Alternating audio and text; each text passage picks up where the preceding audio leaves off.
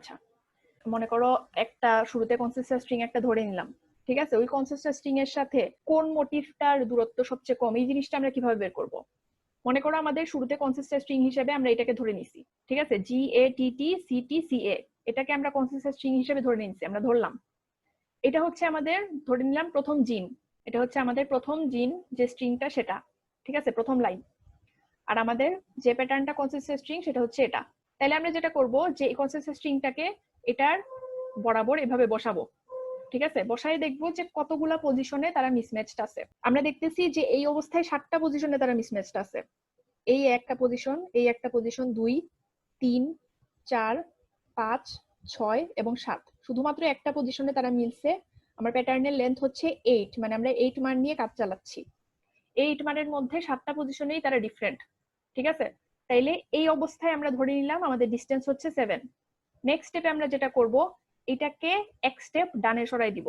আমাদের প্যাটার্নটা ধরে এক স্টেপ ডানে সরাই দিলাম আমাদের যে জিন স্ট্রিংটা আছে সেটা বরাবর।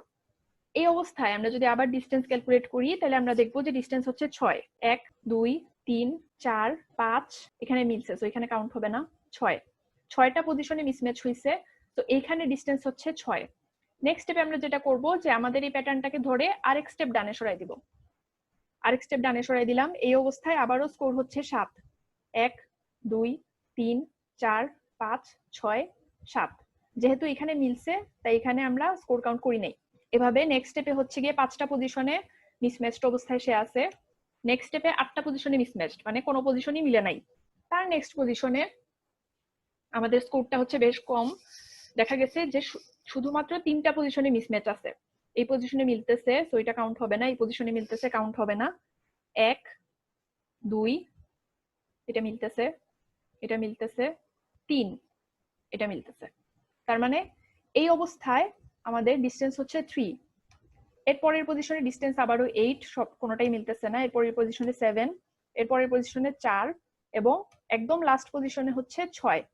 এর চেয়ে ডানে কিন্তু আমরা সরতে পারতেছি না। এর চেয়ে ডানে আমরা কেন সরতে পারতেছি না? কারণ এর চেয়ে ডানে সরে গেলে আমরা এই এর সাথে ম্যাচিং কাউকে খুঁজে পাবো না, ঠিক আছে? আচ্ছা, তাইলে আমরা আমাদের জিন স্ট্রিং বরাবর আমাদের কনসিস্টেন্ট স্ট্রিংটাকে এক পাশ থেকে আরেক পাশে এইভাবে এক এক নিউক্লিওটাইড করে সরাইলাম। সরাই আমরা দেখলাম যে কোন পজিশনে আমাদের স্কোরটা মিনিমাইজড হয়েছে। এই পজিশনে আমাদের স্কোরটা মিনিমাইজড হয়েছে, যেখানে স্কোর হয়েছে 3, ঠিক আছে? তার মানে আমাদের ফার্স্ট জিন থেকে আমরা এইটুকু কেটে নিব এবং এটাকে আমরা বলবো আমাদের ফার্স্ট জিনের মোটিফ। এইভাবে প্রত্যেকটা জিন বরাবর আমরা আমাদের কনসিস্টেন্ট স্ট্রিংটা নিব এবং নিয়ে এক স্টেপ করে ডানে সরাবো। যে পজিশনে গিয়ে স্কোর মিনিমাইজড হবে সেটাকে আমরা কেটে আলাদা করে, মানে হাইপোথেটিক্যালি কেটে, আসলে তো আমরা জিন কাটাকাটি করবো না, কেটে আলাদা করে সেটাকে আমরা ধরে নিব যে এটাই হচ্ছে আমাদের ওই স্ট্রিং এর জন্য মোটিফ। এইভাবে আমাদের টি সংখ্যক ডিফারেন্ট লম্বা লম্বা জিন যদি থাকে, প্রত্যেকটা থেকে আমরা এরকম করে একটা করে মোটিফ কেটে আলাদা করব এবং ওইটাই হবে আমাদের মোটিফ সেট। আমাদের ব্রুট ফোর্স যে অ্যাপ্রোচটা ছিল সেটার রান টাইম ছিল মোটামুটি এতটুকু, যেটা বেশ স্লো। আর মিডিয়ান স্ট্রিং এ আমরা যে অ্যাপ্রোচটা পাইলাম সেটার রান টাইম হচ্ছে এটা, যেটা ব্রুট ফোর্সের চাইতে অনেকাংশেই ভালো। কেন ভালো? কারণ ব্রুট ফোর্সে এন একটা অনেক বড় সংখ্যা, এন এর পাওয়ার হিসেবে টি আছে, তার মানে এটা অনেক বড় হয়ে যাইতেছে। যেহেতু এন অনেক বড় সংখ্যা, এন এর পাওয়ার যেহেতু মিডিয়ান স্ট্রিং অ্যাপ্রোচে নাই, সেহেতু মিডিয়ান স্ট্রিং হচ্ছে গিয়ে বেশ ভালো পারফর্ম করতেছে।